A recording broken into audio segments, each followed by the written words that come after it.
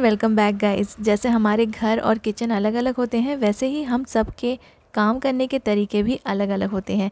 मैं आप सबसे बहुत कुछ सीख रही हूँ और जो भी तरीके मैं अपनाती हूँ, अगर वो यूज़फुल होते हैं ना, तो मैं आपसे ज़रूर से शेयर करती हूँ। देखिए, अब बारिश का मौसम ऑलमोस्ट आ ही गया है, देर से ही सही लेकिन आ गया है। और बारिश में ना ग्रेन्स जो हमारे दाल चावल ये सारी चीज़ें होती है, इसमें मॉइस्चर बहुत जल्दी आ जाता है। तो इससे पहले कि मॉनसून फुल ऑन आ जाए, ये सारे बॉक्सेस में पैक कर रही थी। और मैंने ना इन बॉक्सेस को पैक करने के लिए ओल्ड नोटबुक के जो पेजेस होते हैं उनको यूज़ किया है। आप चाहे तो न्यूज़पेपर भी यूज़ कर सकते हैं, लेकिन न्यूज़पेपर थोड़ा सा थिन होता है, तो अगर आप न्यूज़पेपर यूज़ करेंगे तो उसको आप 2 या 3 लेयर में यूज़ कीजिए। अदरवाइज़ ऐसे जो नोटबुक के पेजेस होते हैं ना, ये काफ़ी थिक होते हैं और हमारे ग्रेन्स के बॉक्सेस को सील करने के लिए परफेक्ट होते हैं। तो आप भी इस तरह से अपने बारिश आने के पहले सारे बॉक्सेस को सील करके रख सकते हैं, तो इसमें ना मॉइस्चर नहीं जाएगा और सारी चीज़ें ना सेफ़ रहेंगी। कुकिंग के समय ऑयल की बॉटल्स भी बार बार पोंछ के रखना पड़ता है, क्योंकि अगर हम इसे पोंछ के नहीं रखेंगे तो जहाँ कहीं भी हम इन्हें स्टोर करते हैं ना, वो जो सरफेस होता है वहाँ पे ऑयल लग जाएगा। तो यहाँ पर मैं पुराने सॉक्स यूज़ करूँगी। सबसे सिंपल और पुराना तरीका है ये सॉक्स को यूज़ करने का, और आप अपनी बॉटल को इससे कवर कर लीजिए। और जब भी आप इसे यूज़ करेंगे ना, आपको बार बार ऑयल की बॉटल को वाइप करने की ज़रूरत नहीं पड़ेगी। ऑयल जितना भी ड्रिप होगा वो पूरे इस सॉक्स में सोख लेगा, और आपका जो सरफेस है, चाहे वो आप कोई रैक यूज़ कर रहे हो या ट्रे यूज़ कर रहे हो, कहीं भी ये ख़राब नहीं होगा। और कुछ दिनों के बाद जब ये थोड़े से गंदे हो जाते हैं, आप इनको रिप्लेस कर दीजिए या फिर आप वॉश कर लीजिए, जैसा भी आपको सूटेबल लगे।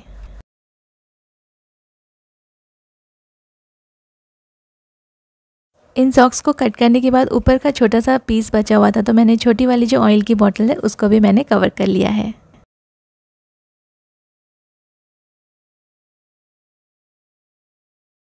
कुछ कर्टन्स ना मैं ओकेजनली ही यूज़ करती हूँ, और ये वाले कर्टन्स मैंने क्रिसमस में लगाए थे, जो कि फिर इनको मैंने चेंज नहीं किया और ऐसे ही ये लगे रह गए। आज इनको मैं चेंज कर रही हूँ, क्योंकि कुछ ऐसे अच्छे कर्टन्स होते हैं जिनको ओकेजनली यूज़ करने से ना घर फिर अच्छा भी दिखता है, और फिर ये देख देख के बोर भी नहीं होते हैं। तो इसको आज मैं चेंज करके अच्छे से वॉश करके प्रेस करके रख दूँगी। और यहाँ पर मैं दूसरे जो हल्के वाले जो कर्टन्स होते हैं, सिंपल कर्टन्स, वो मैं लगा दूँगी। थोड़ा बहुत घर के लुक्स को चेंज करने के लिए ना कर्टन्स बहुत ही यूज़फुल होते हैं। मतलब कर्टन अगर आप चेंज कर देंगे ना, तो आपके घर का पूरा लुक चेंज हो जाएगा, थोड़ा सा डिफरेंट हो जाएगा। मोस्टली मैं अपने घर में कॉटन के कर्टन्स ही यूज़ करती हूँ, जिनको मेंटेन करना थोड़ा सा डिफ़िकल्ट होता है, लेकिन ये दिखने में काफ़ी अच्छे रहते हैं। तो इसलिए ना थोड़ा सा अगर आप लुक अपने घर का चेंज करना चाहते हैं, तो अपने कर्टन्स बीच बीच में चेंज करते रहिए।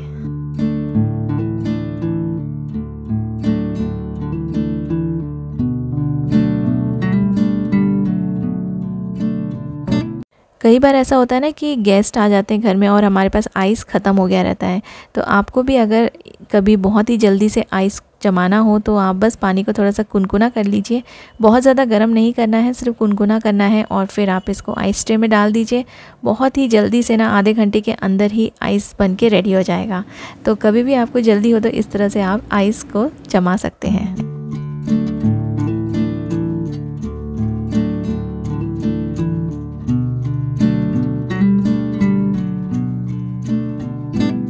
फूड को रैप करके रखना हो, टिफ़िन में पैक करके देना हो, या फिर कुकिंग या बेकिंग करनी हो, तो आप ऑडी यूनी रैप या ऑडी इको बेक के ये शीट्स यूज़ कर सकते हैं, जो कि एल्यूमिनियम फॉइल के कंपैरिजन में काफ़ी हेल्दी ऑप्शन है, और ये एनवायरनमेंट फ्रेंडली है। और इनको आप ग्रिलिंग के अलावा बेकिंग और कुकिंग में भी डायरेक्टली अपने पैन में यूज़ कर सकते हैं, और आपका जो पैन है ना, वो ख़राब भी नहीं होगा। और इनफैक्ट आप इसको अपने माइक्रोवेव में रीहीटिंग के लिए भी यूज़ कर सकते हैं। दोनों ही ऑडी यूनी रैप एंड ऑडी इको बेक अमेज़ॉन और फ्लिपकार्ट में अवेलेबल हैं। किचन के सभी काम, जैसे कि कुकिंग करना, वेजिटेबल्स कट करना, बर्तन धोना, सारे ही काम ऐसे हैं जिससे कि ना किचन में बहुत ज़्यादा मेस हो ही जाता है। तो इस मेस को थोड़ा सा कम करने के लिए आप कुछ इस तरह की टिप्स फॉलो कर सकते हैं। जैसे कि मैं जब भी वेजिटेबल्स कट करती हूँ, कुकिंग करती हूँ, तो मैं ना साइड में हमेशा न्यूज़पेपर्स स्प्रेड कर देती हूँ, और जो भी कचरा होता है सब कुछ मैं उस न्यूज़पेपर में ही निकालती हूँ, जिससे कि मेरा काउंटर जो है ना हमेशा क्लीन रहता है। और जब साफ़ सफाई लास्ट में जब मैं इसको क्लीन करती हूँ, साफ़ सफाई करती हूँ, तो बहुत ज़्यादा एफ़र्ट्स नहीं लगते हैं और समय भी कम लगता है। वेजिटेबल्स का कचरा रखने के लिए आप कोई छोटे बॉक्स भी रख सकते हैं या छोटा सा डस्टबिन भी साथ में रख सकते हैं। लेकिन अगर आप न्यूज़पेपर स्प्रेड करेंगे तो आपका काउंटर भी गंदा नहीं होगा। और साथ साथ में जैसे हम सब्जी बनाते समय जो स्पून रहते हैं वो यहाँ वहाँ रख देते हैं, तो आप उसको भी न्यूज़पेपर के ऊपर रख सकते हैं। उससे भी आपका जो काउंटर है या गैस है उस पर ऑयल के स्टेन्स नहीं आएंगे, क्योंकि ऑयल और मसाले लग जाते हैं तो हमें स्क्रब करना पड़ता है अपना काउंटर। तो ये सारी चीज़ें छोटी छोटी जो बातें हैं अगर आप ध्यान देंगे कुकिंग के टाइम पे और इस तरह से न्यूज़पेपर बिछा के काम करेंगे तो आपका काउंटर हमेशा साफ़ रहेगा और आपका काम जल्दी से निपट जाएगा। और कुकिंग हो जाने के बाद आप इस न्यूज़पेपर को फोल्ड करके फेंक दीजिए, डस्टबिन में डाल दीजिए। आपका जो डस्टबिन है उसमें से भी स्मेल नहीं आएगी, क्योंकि सारा कुछ न्यूज़पेपर के अंदर बंद है। और आप इस वेस्ट को, इस वेजिटेबल के वेस्ट को अपने प्लांट्स के लिए भी यूज़ कर सकते हैं। जैसे ही आपकी कुकिंग निपट जाती है ना, उसी टाइम पे आपने अगर सिजर्स यूज़ किया है, नाइफ़ जो भी यूज़ करते हैं ना, उनको, सिजर्स को, ये सारी चीज़ें आप उसी टाइम धो के रख दीजिए, क्योंकि ये सारी चीज़ें दिन भर आपको काम में आती रहेंगी। तो ये अगर साफ़ रहेंगी तो ये हमको हमेशा ही अपनी जगह पे मिल जाएंगी। तो इनको भी साफ़ करके रख दीजिए। चॉपिंग बोर्ड अगर आप यूज़ किए हैं, चॉपिंग बोर्ड को भी आप उसी टाइम साफ़ करके, वॉश करके अच्छे से रख सकते हैं, क्योंकि चॉपिंग बोर्ड में ना स्टेन्स आ जाते हैं वेजिटेबल्स के, या जो भी है ना हम कट करते हैं उसमें स्मेल रह जाती है, स्टेन्स रह जाते हैं। अगर उसी टाइम आप उसको क्लीन कर लेंगे तो आपका जो चॉपिंग बोर्ड है वो भी हमेशा क्लीन रहेगा, उसमें से स्मेल नहीं आएगी।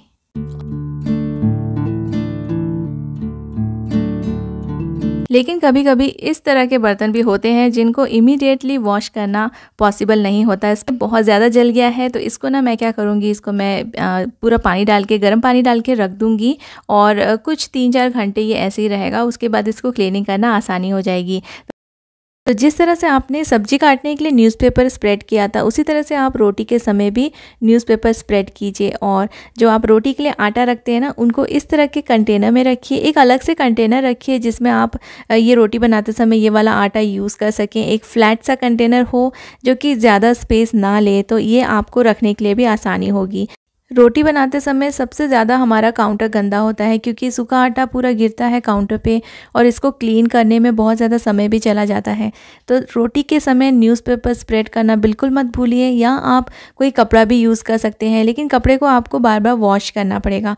और आप रोटी के जो भी सामान रहते हैं, जैसे ये आटे का कंटेनर हो गया, या आप आटा गूंद के रख रहे हैं उसका कंटेनर हो गया, इन सबको अच्छे से वाइप करके ही वापस से अपनी जगह पे रखिए। तो जहाँ भी आप इनको रख रहे हैं ना, वो जगह भी गंदी नहीं होगी और ये कंटेनर्स भी साफ़ रहेंगे। और बस न्यूज़पेपर उठाया, फोल्ड किया और फेंक दिया। अगर उठा के आप सीधा थ्रो कर सकते हैं और आपका काउंटर देखिए इतना साफ़ रहेगा कि आपको बहुत ही कम समय लगेगा इसको क्लीन करने में। दिन में हम कम से कम 3 से 4 बार कुकिंग करते हैं, तो 3 से 4 बार फ्लोर को मॉप करना तो पॉसिबल नहीं है हमारे लिए। तो आप अपने किचन में एक छोटा सा फ्लोर मैट ज़रूर रखिए, स्पेशली अपने सिंक एरिया के पास, क्योंकि वहाँ पे ही बहुत ज़्यादा पानी गिरता है और फिर हमारे पैरों से ना वहाँ पे निशान भी पड़ जाते हैं।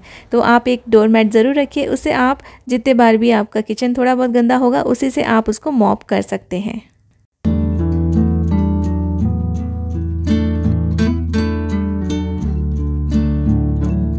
लाइटर में मॉइस्चर आना एक बहुत ही कॉमन सा प्रॉब्लम है।